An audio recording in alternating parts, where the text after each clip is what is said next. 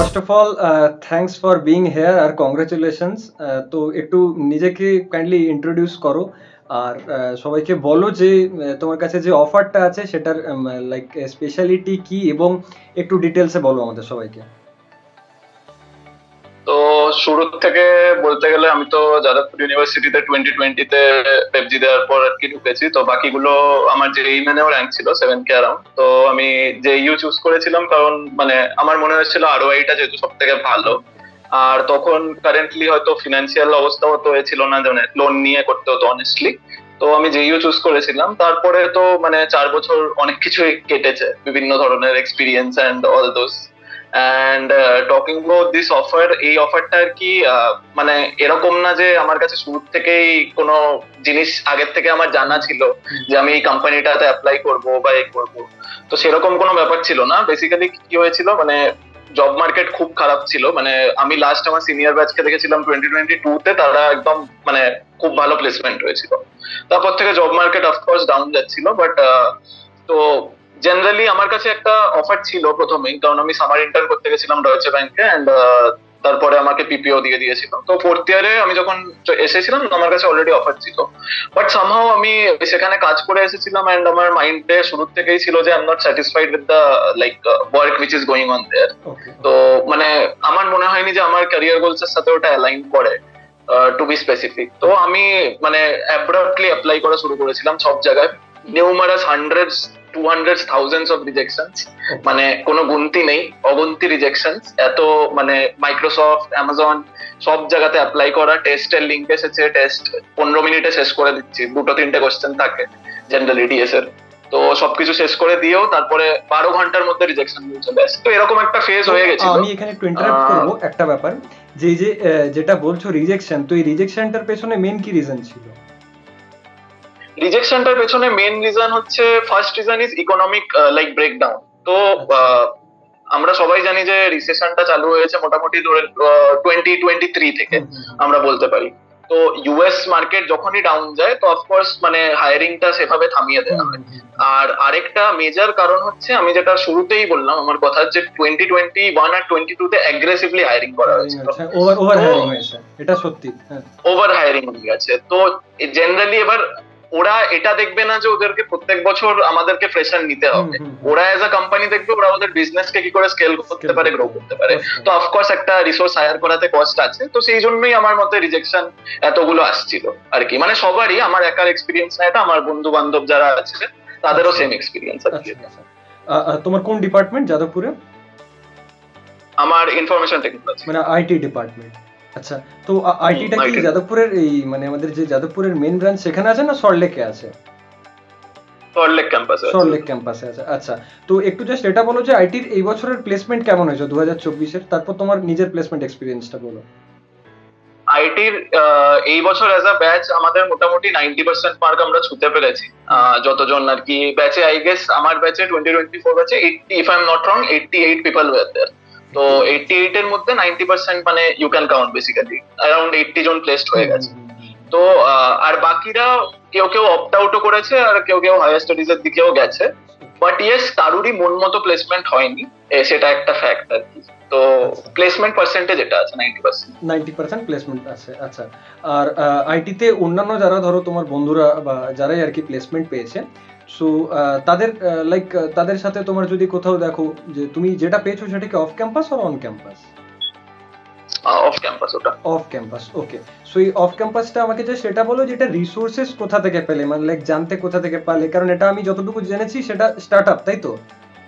যেটা ইউএস একদম, এটা খুবই আর্লি স্টেজ স্টার্টআপ। ওরা অ্যাড থেকে মানে অ্যাডভার্টাইজিং সেগমেন্টের স্টার্টআপ। একটা নিউ ইয়র্কে ওদের হেডকোয়ার্টার্স আছে। খুবই মানে ওদের হয়তো employee count, if I am not wrong, 10 to 20 guys are there basically. 10 to 20 মানে একদম আর্লি স্টেজ। 10 to 20 পিপল আছে।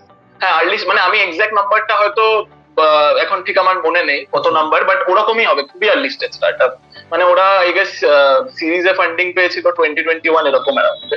তো খুবই মানে আর্লি স্টেজ স্টার্টআপ। আচ্ছা, তো ওখানে জব রোলটা কি ছিল, না রোল কি ছিল? Job role full stack engineer ছিল। ফুল স্ট্যাক ইঞ্জিনিয়ার, আচ্ছা। তো আমাকে জাস্ট এটা বলো যে ওদের যখন সিলেকশন প্রসেসটা ছিল বা তুমি যে অ্যাপ্লাই করেছিলে, কোথায় অ্যাপ্লাই করেছিলে বা তারপর কি প্রসেস ছিল, কি টেস্ট ছিল, বা জাস্ট স্টেপস গুলো একটু বলো। হ্যাঁ, তো আমি এই কোম্পানি স্পেসিফিক যেটা বলছিলাম যে এটার শুরুতে যে আমরা এনর্মাসলি অ্যাপ্লাই করে যাচ্ছিলাম সব, অনেক কোম্পানিজে অ্যাপ্লাই করেছি। তো এটার যে প্রসেসটা হয়েছিল, এখানে অ্যাপ্লিকেশন দিয়েছিলাম, আমার ঠিক মানে এতগুলো কোম্পানিতে অ্যাপ্লাই করেছি, তো আমার এক্স্যাক্টলি পিন পয়েন্ট ওটা মনে আসছে না যে আমাকে কি রিক্রুটার রিচ আউট করেছিল নাকি আমি অ্যাপ্লাই আচ্ছা করেছিলাম। মানে most probably I applied for the role, কারণ আমার মনে হয় ওই ফেজে রিক্রুটার রিচ আউটটা একটুখানি ইমপ্রবাবল টাইপের। হুম হুম তো আমি অ্যাপ্লাই করেছিলাম নিশ্চয়ই, সেটার আমার কাছে মেলে রিভার্ট ব্যাক এসেছিল। ওদের একটা মানে এটার একটুখানি আলাদা টাইপের প্রসিডিওর ছিল। তো এটার যেটা ফার্স্ট ইন্টারভিউটা হয়েছিল সেটা একটা মানে এআই ইন্টারভিউ টাইপের হয়েছিল প্ল্যাটফর্ম। তো ওকে সেখানে ভিডিও ইন্টারভিউ আর কি, খুব মানে প্র্যাকটিক্যাল যেটা ইন্ডাস্ট্রি এক্সপিরিয়েন্স হুম হুম থাকতে হয় জিনিসটার জন্য, যে ওদের আর কি মেনলি জাভাস্ক্রিপ্টে টেক স্ট্যাকটা ছিল। তো note JS, express, backend, system design এইসব রিলেটেড 10টা মতো কোশ্চেন হয়তো ওরা ভিডিও আনসারে চেয়েছিল আর কি। প্রত্যেকটা ভিডিও 30 সেকেন্ড টু 1 মিনিট করে ডিউরেশন ছিল। Okay so this was the first round. Second round was 7টা সেগমেন্ট ছিল সেকেন্ড রাউন্ডে। 7টা সেগমেন্টের মধ্যে আই গেস একটা সেগমেন্টই ছিল যেটা জেনারেলি আমাদের জিজ্ঞেস করা হয়, ডেটা স্ট্রাকচারস এন্ড অ্যালগরিদমস। সেটা একটা সেগমেন্টই ছিল, but it was very very easy. DSA মানে compare to FAANG and all other companies খুবই ইজি ছিল, বাট ওদের একটা ল্যাঙ্গুয়েজ কনস্ট্রেন্ট ছিল যে ওরা জাভাস্ক্রিপ্টেই কোডটা করতে হবে। আর বাকি যে জিনিসগুলো আছে সেগুলো খুবই related to backend engineering and system design ছিল। ডকার, কুবারনেটিস এসবের উপরও কোশ্চেন ছিল, তারপরে লিনাক্স এর উপর কোশ্চেন ছিল, শেল স্ক্রিপ্টিং এর উপর ছিল, তারপরে ইনফ্রাস্ট্রাকচার এর কোড টুলস আছে, টেরাফর্মেরও হয়তো 2টো না 3টে কোশ্চেন এরকম ছিল। আর নোট জেএস এর উপর খুব ইন্টেন্স আই গেস 20 থেকে 30টা কোশ্চেন ছিল। আর আচ্ছা খুব সেগুলো মানে হাই লেভেল কোশ্চেন, মানে আমি হয়তো ঠিক করেছিলাম 30টার মধ্যে 20টাই হবে এরকম টাইপের আর ওকে কি। ওকে ওকে আচ্ছা এটা ছিল। তারপর তো তারপর this next was the next কি ছিল নেক্সট প্রসেস? হ্যাঁ, তো দিস ওয়াজ দ্য হ্যাঁ this was the second round. Hmm and third day আমাকে আরেকটা অ্যাসেসমেন্ট দেওয়া হয়েছিল, অ্যাটিটিউড প্লাস বিহেভিয়ারাল এরকম টাইপ ওকে একটা ছিল। এটা হচ্ছে আমার ছিল থার্ড রাউন্ড। আর ফোর্থ রাউন্ড ছিল ইংলিশ কমিউনিকেশন। ওকে সেটা মানে ভার্বাল এবিলিটি যেটা হয়, যে হুম পুরো প্রসেসটাই আমি যেটা বললাম, হুম যে ওরা জাস্ট আমার সাথে মেলের থ্রুতে টাচে ছিল, হুম হুম বাট কোনো এতেই ওরা মানে ইন পার্সন কোনো ইন্টারভিউ আমার হয় অ্যাকচুয়ালি, তো পুরোটাই মানে মেলের থ্রুতেই হয়েছে। মানে পিআই তারপরে কিছু কল হয়নি করেছিল এখন, তাই তো? মানে অফার রোল পিআই আউট কিছু করার পর, হয়নি? মেলও করেছে। না, পিআই কিছু হয়নি, পিআই কিছু ওকে হয়নি। এটা টোটাল 4টে রাউন্ড ছিল আমি যেটা বললাম। ওকে ওকে ওকে আচ্ছা তো তারপরে তারপরে ফাইনাল ওরা অফার রোল সিলেকশন আউট হয়? করেছিল অ্যান্ড তারপর ফাইনাল সিলেকশন ফাইনাল হয়ে যায়, আমার সিলেকশন কাছে মেল আসে, অফার লেটার টেটা সবকিছু আসে আর কি। ওদের আরো ইউএসএ মুভ করার জন্য অনেক টাইপের সামথিং D2 কিছু একটা ফর্ম ছিল, আমি আচ্ছা এখন ভুলে গেছি, ওই ওকে ফর্ম ফিল আপ করার জন্য সব এসেছিল। But they were like you have to move to US, they were very like strict regarding it. তো আমি নেগোশিয়েট করার চেষ্টা করেছিলাম যে যদি প্যাকেজটাকেও নেগোশিয়েট করে আমি ওয়ার্ক ফ্রম হোম নিতে পারি, বাট সেটা পসিবল হয়নি ওদের আচ্ছা তরফ মানে থেকে। At any cost you have to তো কাম টু এটাই US. You have to come to New York. আচ্ছা আচ্ছা আরেকটা কথা জানতে চাই যে এখানে যে প্যাকেজটা আছে সেটা তো হিউজ নাম্বার, তো সেটা কি আগের থেকে জানতে নাকি হ্যাঁ, অফার লেটারে ফার্স্ট এটা দেখতে পেয়েছো? না না না, একদমই একদমই আগের থেকে জানতাম না, মানে ইট ওয়াজ ভেরি ভেরি র্যান্ডম। আমি যেটা বলছি আচ্ছা মানে আমি কোম্পানিটাতে অ্যাপ্লাই করেছিলাম, আমার সেটাই মনে ছিল না অ্যাকচুয়ালি, বিকজ ওই ফেজটা এরকম ছিল, আমি 200-300টা কোম্পানিতে অ্যাপ্লাই করছি। ওকে তো মনে থাকাটা মানে মানে খুবই ইমপ্রবাবল আর ওকে কি, মানে শকিং ব্যাপার দেখা বলা যেতে পারে, একবারে শকিং। শকিং ব্যাপার, আচ্ছা আচ্ছা একদমই শকিং ব্যাপার। ওকে ওকে আচ্ছা এটা তো বললে অফ ক্যাম্পাস, এটা ছাড়া কোনো অন ক্যাম্পাস বা যেটাতে ধরো তুমি এবার ব্যাঙ্গালোরে, এখন তো আই হোপ ব্যাঙ্গালোরে আছো আমি যতদূর জানি, তো এখন যে কোম্পানিটাতে জয়েন করেছো বা ধরো অন্যান্য যে কোম্পানিজ গুলো ছিল অফার্স গুলো, সেগুলো সম্পর্কে একটু বলো যে ওগুলোর কিরকম কি জব রোল ছিল বা ওগুলোর কিরকম কি? Sure sure. তো প্রথম যেটা অফার ছিল সেটা আমার অন ক্যাম্পাস ইন্টার্নশিপ থেকে আমি পেয়েছিলাম ডয়চে ব্যাংকে। আচ্ছা তো ডয়চে ব্যাংকে রোলটা ছিল technical analyst, but it is like software engineer hmm ওদের ওখানে ভেতরে গিয়ে, কিন্তু ওটার আরো সেগ্রিগেশন আছে আর কি, এক্স্যাক্টলি নট সফটওয়্যার ইঞ্জিনিয়ারিং। ওটার মধ্যে ডেটা অ্যানালিটিক্স কে ওরা ফেলে, যেটা ফেলা উচিত না আর কি, because data analytics is not related to hmm software engineering. Hmm তো সেটা আমি গিয়ে দেখেছিলাম আর কি, আগে জানতাম না। তো রোল ওয়াজ টেকনিক্যাল অ্যানালিস্ট এটা ছিল। আর তারপর আমি ইন্টার্ন করি 2 মাস গিয়ে, তারপরে আমার প্রি প্লেসমেন্ট অফার যেটা হয়, যে প্লেসমেন্টের আগেই ওরা অফার দিয়ে দেয়, সেটা আমি পেয়ে যাই। But as I said I wasn't much satisfied actually.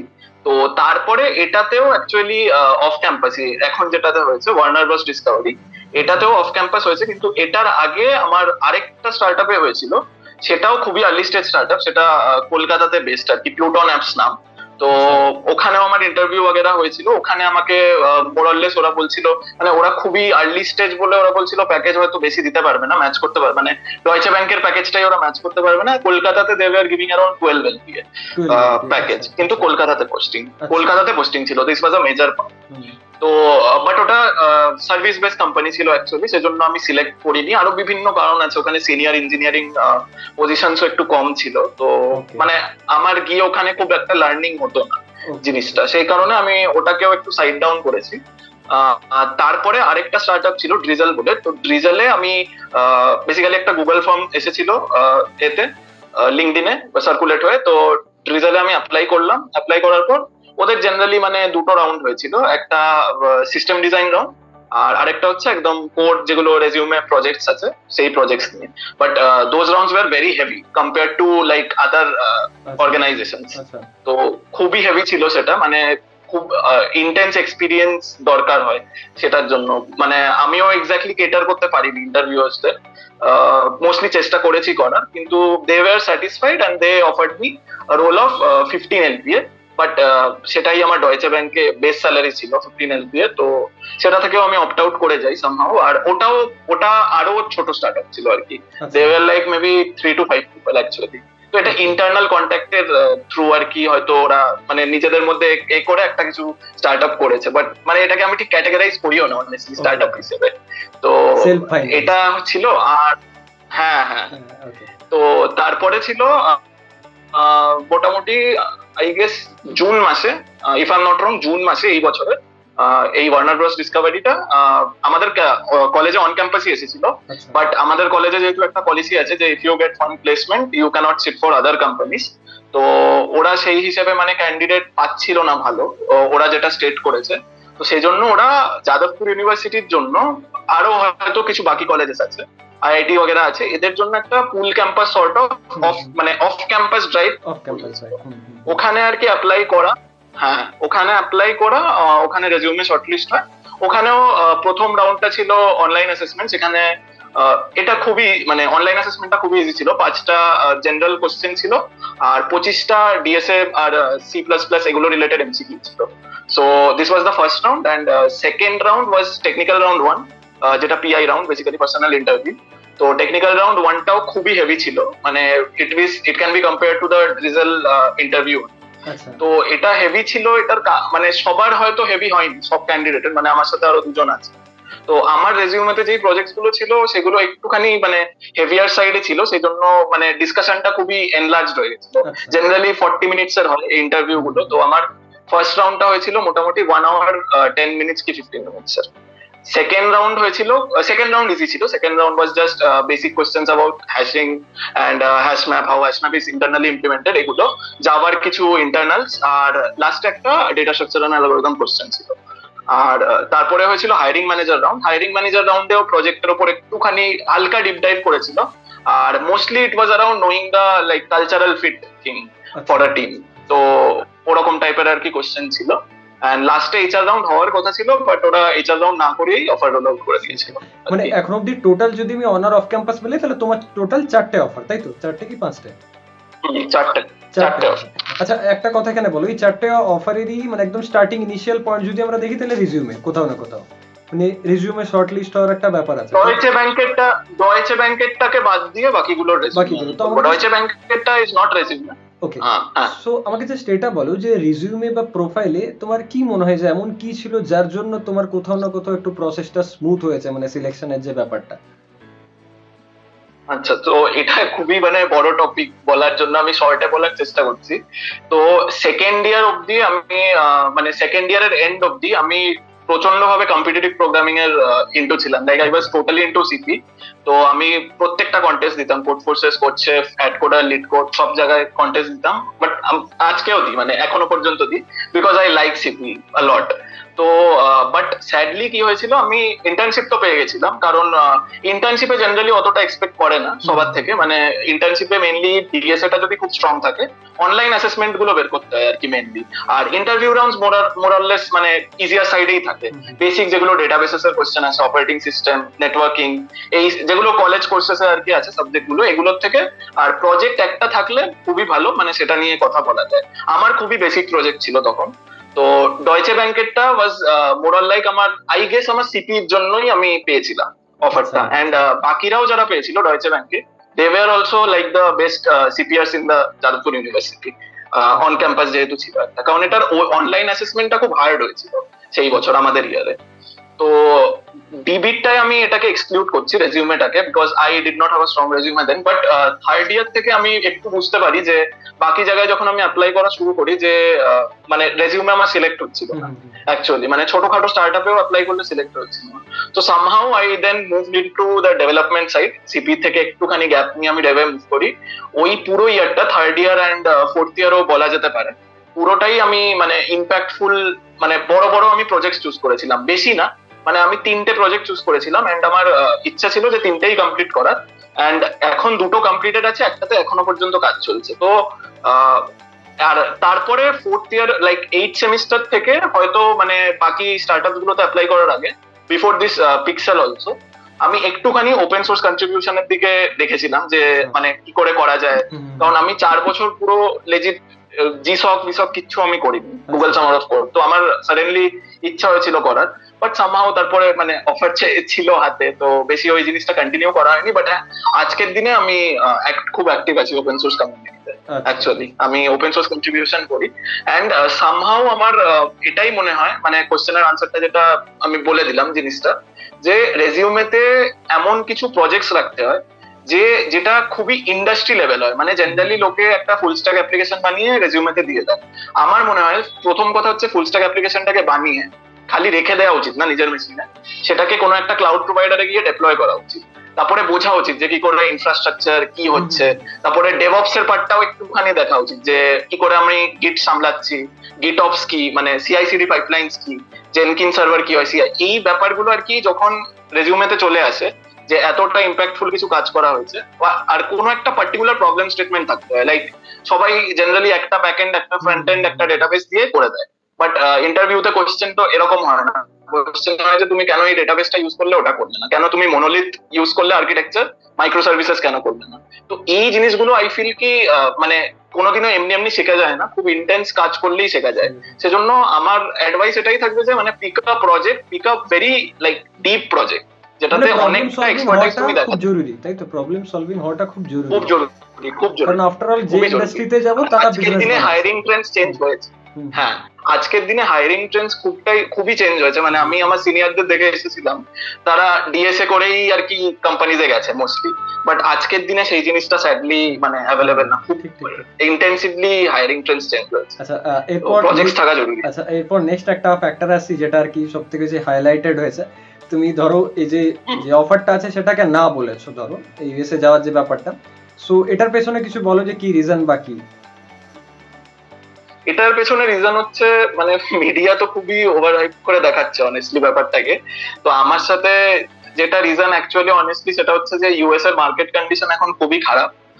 আর মানে সেখানে একটা স্টার্টআপ, এত আর্লি স্টেজ স্টার্টআপের অফার নিয়ে যাওয়াটা ইজ লাইক মানে hitting the nail on your toe by your own. তো আমার সামহাও মনে হয়েছে যে এই অফারটা আর কি এতটাও ইনিশিয়েটিভ আমাকে দেখাচ্ছে না যে আমার ইউএসএ তে মুভ করা উচিত। And this was the secondary reason. Honestly, primary reason was like মানে আমার খুব একটা পার্সোনালি আমার ফরেনে মুভ করার ইচ্ছা নেই, আমার ইন্ডিয়াতে থেকেই কাজ করার ইচ্ছা আছে। তো অনেকের আছে, বাট আই ডোন্ট লাইক জাজ দেম, বাট আমার পার্সোনালি ওটা একটুখানি ইচ্ছা নেই একদম ফরেনে মুভ করা, because I like to spend time with my family and friends. তো দিস ইজ দ্য রিজন। তোমার বাড়ি কোথায়? বাগুইয়াটি, তাই তো? আমার বাড়ি বাগুইয়াটি। আচ্ছা, মানে স্কুলিংও কি ওখান থেকে? স্কুলিং ওখান থেকে, ক্যালকাটা পাবলিক স্কুল। আচ্ছা আচ্ছা। আর স্পেশালি ধরো আমি আরেকটা কোশ্চেন জানতে চাই, মানে যতটুকু জানার ছিল তার থেকে এনাফ তুমি এক্সপ্লেন করেছো, thanks a lot for that. তো আমি জাস্ট একটা জিনিস জানতে চাই যে অনেক টিয়ার 3 কলেজের যারা স্টুডেন্টস আছে, বা ধরো জেউরি যারা তোমার জুনিয়র, বা অনেক স্টুডেন্টস আছে যারা হয়তো লাইক কোনো ডিসেন্ট ইউনিভার্সিটি বা ডিসেন্ট হয়তো ইনস্টিটিউট পায় না, সো তারপর বা হয়তো দেখা গেছে এমন কলেজ পাচ্ছে যেখানে হয়তো অন ক্যাম্পাসের অপরচুনিটিটা সেরকম নেই, যে কারণ আমার মনে হয় তোমার ক্ষেত্রে অফ ক্যাম্পাসের যে মানে টেন্ডেন্সিটা সেটা বেশি, কোথাও না কোথাও ওই সেন্ট্রিক ব্যাপারটা আছে। সো তাহলে তুমি যারা মানে স্টুডেন্টস আছে টিয়ার 3 হোক বা যারা হয়তো যাদের কলেজে অত ভালো প্লেসমেন্ট আসে না, তো তাদের কি সাজেশন দেবে যে যার জন্য তারা হয়তো এরকম মানে লাইক হাই প্যাকেজের হোক বা একটু বেটার, যেটা আর কি গতানুগতিক হয় তার থেকে বেটার কোনো অপরচুনিটি পেতে পারে? মানে জেনারেল সাজেশন তো এটাই থাকবে, যেগুলো বললাম সেগুলোর মধ্যেই হুম। থাকবে আর কি। এন্ড আরেকটা সাজেশন থাকবে মাইন্ডসেটের, কারণ মাইন্ডসেটটাকে ঠিক করতে হবে। কারণ টিয়ার 3 অনেকজনকে আমি দেখেছি, even মানে আমারই খুব ভালো ভালো বন্ধু আছে যারা নিজেকে আগের থেকেই মানে ডিমিন করে দিয়েছে যে ডিমিন তারা করেছে। একটা টিয়ার 1 কলেজের সাথে কম্পিট করতে পারবে না। But that's not true at all. আজকের দিনে 2024-এ আমি মানছি প্রেফারেন্স আছে, হুম, অন ক্যাম্পাস প্লেসমেন্ট ওদের থাকে, টিয়ার 3 তে থাকে না। এন্ড কিছু কিছু কোম্পানিজ আছে, বাট খুব হাতে গোনা কোম্পানিজ যারা টিয়ার 1-এই হায়ারিং করে। কিন্তু আজকের দিনে অনেস্টলি স্পিকিং 95% কোম্পানিজ ডোন্ট জাজ you by your college, they only জাজ ইউ বাই ইয়োর স্কিল। তো সেটার দিকে আমার মনে হয় ফার্স্ট ইয়ার থেকে কাজ যদি করা শুরু হয়, আমার মনে হয় না খুব একটা ডিফিকাল্ট। আর এই সেকেন্ড পার্টটা যেটা জিজ্ঞেস করলে যে মানে এরকম টাইপের প্যাকেজ কি করে পাওয়া যাবে, সেটা আমি বলবো যে প্যাকেজ ভেবে যদি কোনোদিনও কেউ কিছু করে তাহলে প্যাকেজটা পাওয়া মুশকিল আছে। আচ্ছা, এটাই এটার মানে প্যাকেজটা বাই একমাত্র আনসার। প্রোডাক্ট, প্যাকেজটা বাই প্রোডাক্ট, তাই তো?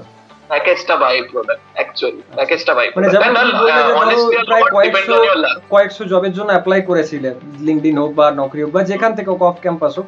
সো এই ডেসপারেট ব্যাপারটা থাকা দরকার, তাই তো?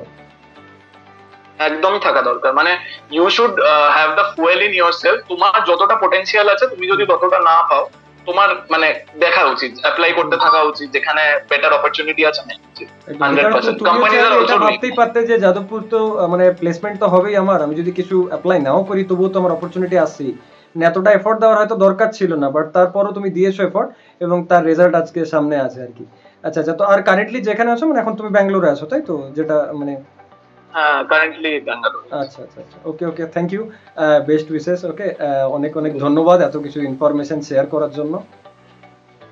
Thank you, thank you. না, ইনফরমেশন ঠিক মানে শেয়ার করাটা ভালো আর কি। অনেক বাজে ইনফরমেশন সার্কুলেট করছে, অনেস্ট ইনফরমেশনটা সার্কুলেট করা আমার মনে হয় ইম্পর্টেন্ট। ওকে ওকে ওকে,